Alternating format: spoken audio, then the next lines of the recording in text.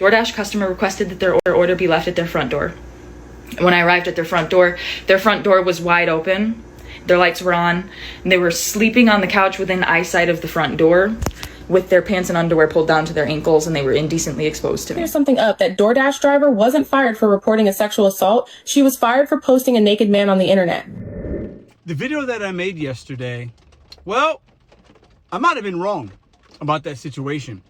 The funny thing about social media, people that want to make it big, people that want attention, is sometimes they do things and only give you half-truths or they embellish. I'm going to talk about this creator on TikTok again, how she went viral a couple of times, saying she was sexually assaulted, and was she actually? Some more information just came out. I saw through some of the comments and I did some research, and I'm going to share a couple of clips now, because if I am misled or misinformed, I got to admit if I'm wrong. And I think I was wrong. Welcome back to Mr.BetonYou.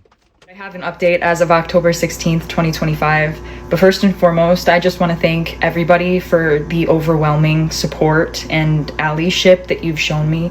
It's really making me feel so validated and seen and heard. I requested that their order be left at their front door. When I arrived at their front door was wide open, their lights were on, and they were sleeping on the couch within eyesight of the front door with their pants and underwear pulled down to their ankles, and they were indecently exposed to me. In the nicest way possible, what happened to this woman was not assault. It was harassment, and there is a difference. Fired for report. Let's clear something up. That DoorDash driver wasn't fired for reporting a sexual assault. She was fired for posting a naked man on the internet. Here's what really went down. She dropped off food, saw the customer asleep on his couch with his pants around his ankles, and started filming him. Then, instead of just sending the video to DoorDash or the police, she uploaded it online for everyone to see. At first, DoorDash actually did the right thing. They blocked the guy from using the app. But later, they ended up deactivating her too. Because you can't post someone indecent in their own home, even if what you saw was uncomfortable or inappropriate. So in yesterday's video, I talked about how DoorDash should be, I held them responsible for deactivating a DoorDash driver, for reporting she was sexually assaulted while delivering and not giving her a reason, and then letting the world know the reason before she knew, which is kind of shady. And that's true. And DoorDash has issues with their deactivation policy. That has been known for the last several years. However, what I've learned, and what you just saw or you're going to see in some clips, is she went to place this delivery, and the guy was passed out with his pants and underwear down around her ankles, allegedly, based on what she said. And she recorded this man. He was passed out. He didn't, what I believe to be true, assault her. Maybe his indecent exposure or some form of possible harassment. But he was passed out or sleeping, or maybe needed medical attention. I don't know. But she filmed him when she could have just seen that and been like, oh, that's kind of crazy. Oh my God. She could have felt some kind of way about it. It's indecent exposure, intentional or not on his behalf. She didn't have to record him. She didn't have to stay. She chose to record him, which I get it. If she's going to file a police report or report him to DoorDash, you might want some evidence, right? But she chose to stay in that place longer than she needed to. Now, there's no reports of him saying anything, doing anything, touching her, having any interaction with her. The guy could have just been passed out. Maybe he was drunk. It's not my business. I don't even know. It's all hearsay and speculation. The cops, I guess, will investigate if they see fit. But did she do this for clout? That's what this video was about for me. People will lie on the internet. I'm not saying she's lying, but people will lie or embellish or exaggerate the truth for clicks and views. We see it in this community. We see it basically with a lot of people. And then they continue just to thank their audiences after the ongoing of support that they get through a comment section or a response video. She got a lot of people on TikTok talking about, if you go to TikTok and type in DoorDash, that's the first thing that's going to pop up is her series of videos and the responses. Thousands and tens of thousands of people clipping that and saying, oh my God, I feel so sorry for you, or oh my God, why did you record that man? What would you do if you went to drop a delivery off and the door is open? This is based on what she's saying. and you see somebody naked in their home when they knew they were getting a delivery.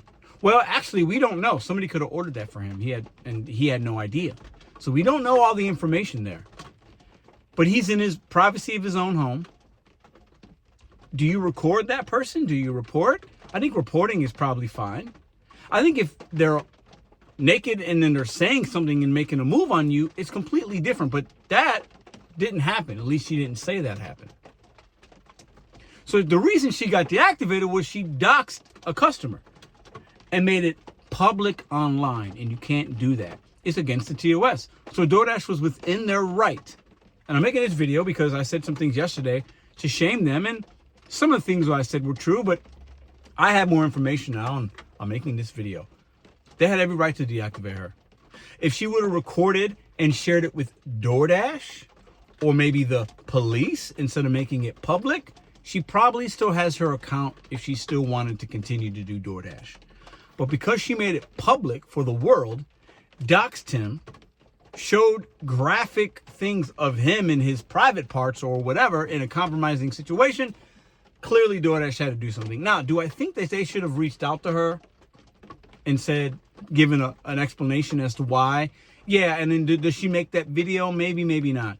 But she said she didn't know why she was deactivated in the initial video I showed yesterday and in her series on TikTok.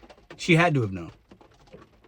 Think about what you did. You filmed a man, you had a SA as you called it, which isn't really sexual assault. A lot of people are supporting her, but just as many now as more information comes out are saying, hold on, you were in the wrong, like he was in the wrong.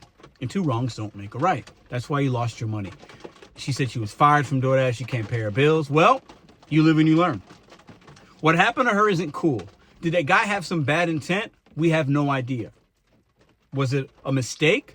Did he order some food and passed out, and why his pants are down around his ankles in his own home? It's actually none of our business.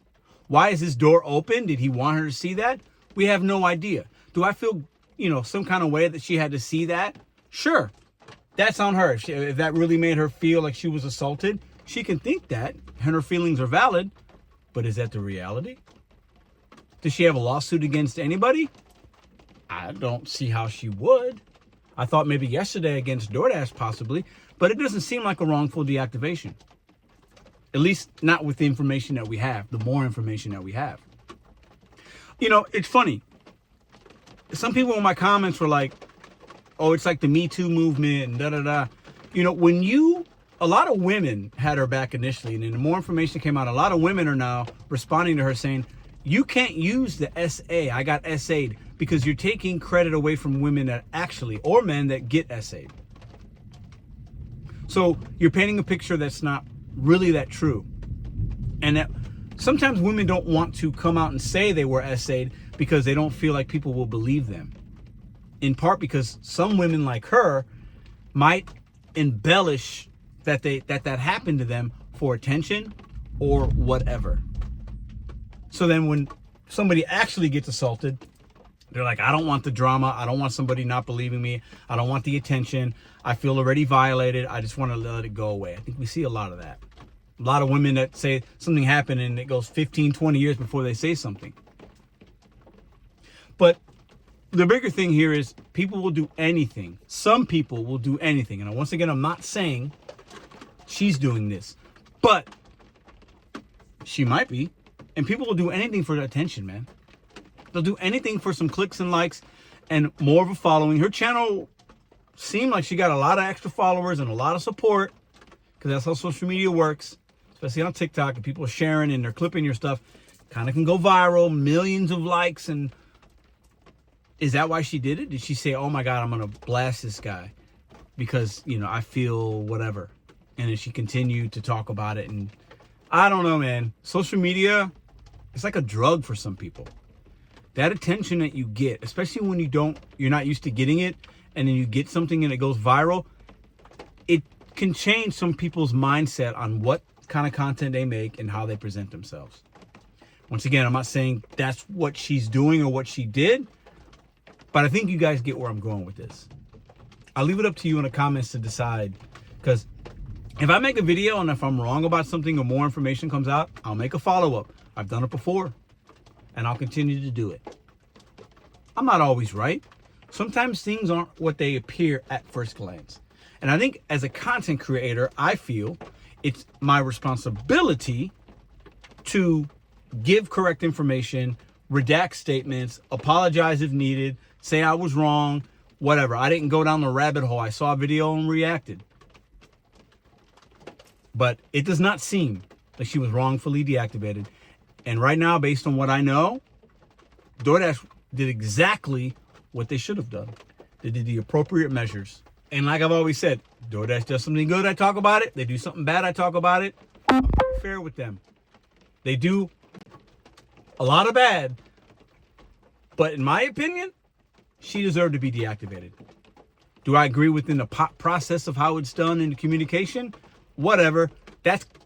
No, but that's irrelevant.